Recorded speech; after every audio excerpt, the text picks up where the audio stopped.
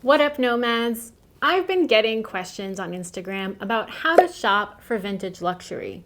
So I thought I'd shoot this video to answer some of these questions and provide a few tips and warnings based on my recent experience buying my 90s Chanel purse on Poshmark.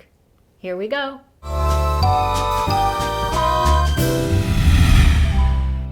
I appreciate that this video isn't technically related to travel, but if you love fashion like I do, you'll want to know this. The first step I took before shopping for vintage purses was to have a super clear idea of what I wanted. If you prefer buying things that speak to you on a whim or seeing just what's new in stock, then this step might not be your preferred way to start. But at the prices we're talking for a Chanel purse, you better believe I built a battle plan going into it. So what did this include? Well, first, of course, my budget limit and what style of purses I wanted. Deep down, I knew I wanted something close to a classic flap or, just a slight variation off of that theme. After doing a bit of research on the models out there, both new and vintage, I narrowed it down to the classic flap or the Diana bag in small or one of the mediums and in black. I looked at some camera bags, some boy bags, and some navy bags even, but ultimately I knew I wanted something unmistakably Chanel and somewhat classic.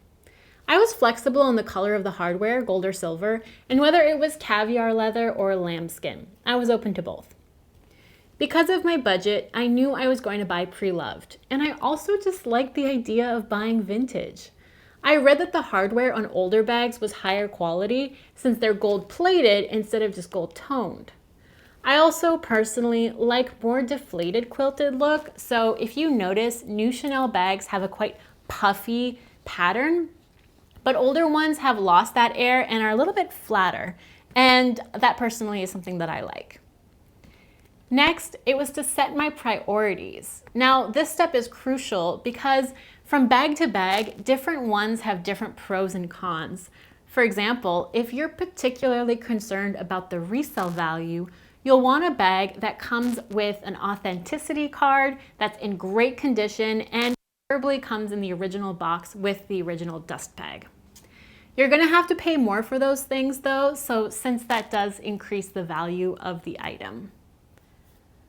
If you're more concerned about getting the model you want, you might be more flexible on the card and the dust bag, whereas if price is your top priority, you might be more flexible on the condition of the bag and be willing to buy a bag that needs to be either re-dyed or restored in some way.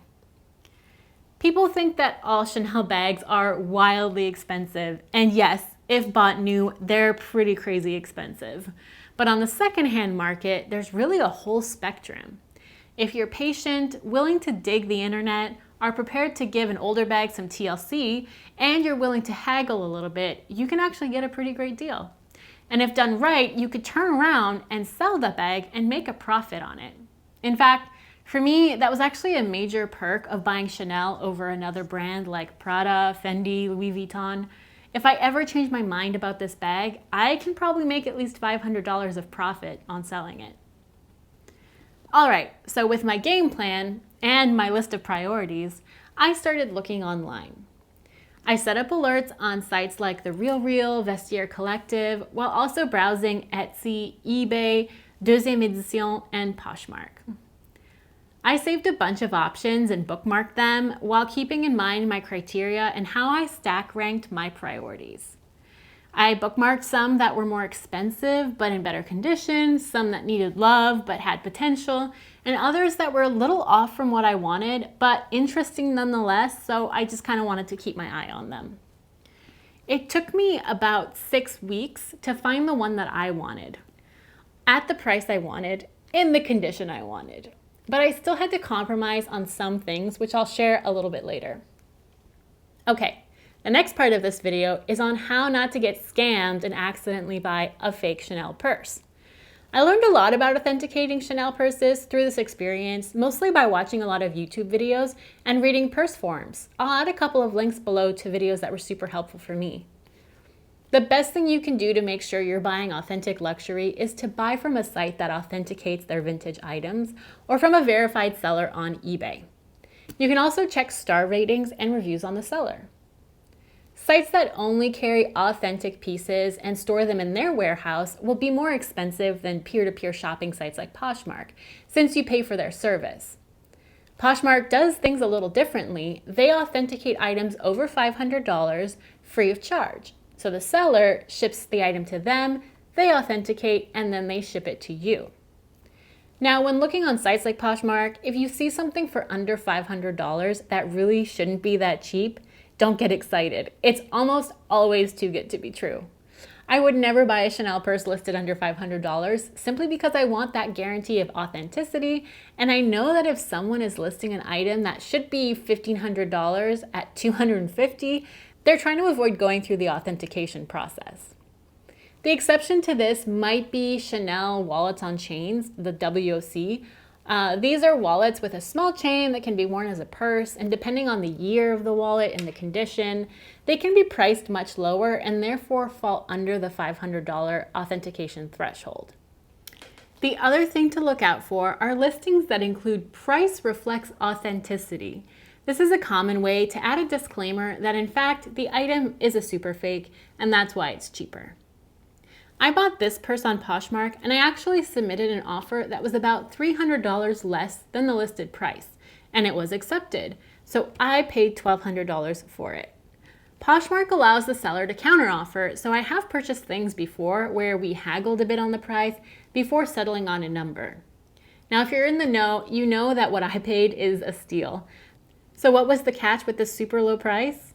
This purse used to be navy. It's in fact been dyed black, and that's why the inside isn't the standard Chanel red of the other black classic flaps.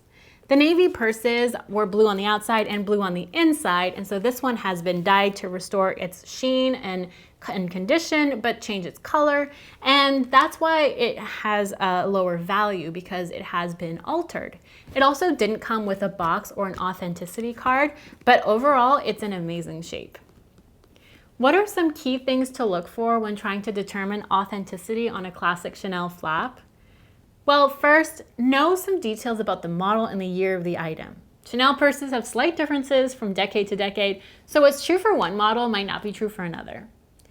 Normally, feeling and smelling the leather is the first thing that I would do, as well as checking the lining to make sure there are no lumps and bumps. But you can't do that online, so you have to use photos. First, look at the quilting and the stitching. If you need to, ask the seller for close-up photos. A genuine Chanel bag will feature up to 11 stitches per panel, and the quilting should line up along the flap and along the pockets. Next, the lock. The CC lock can feature either raised or flat finishes, with the right C overlapping the left one at the top and the left C overlapping the right C at the bottom. I have a purse timestamped 1989 to 1991, so it also has these 3 marks on one of the C's.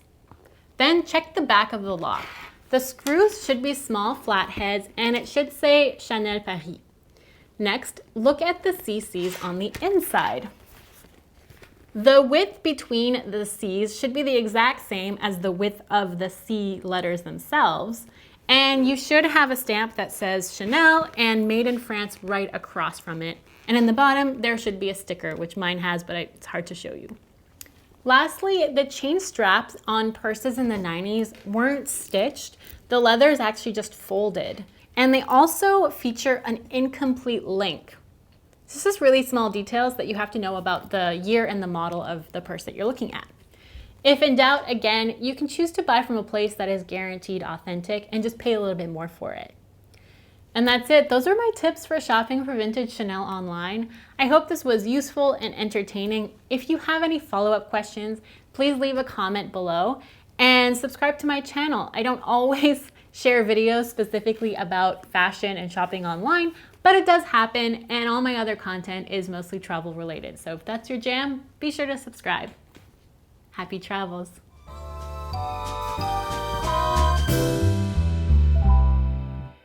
Thanks for watching this video until the end.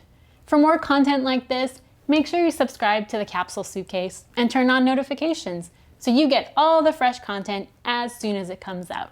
Thanks for supporting this channel. Happy travels!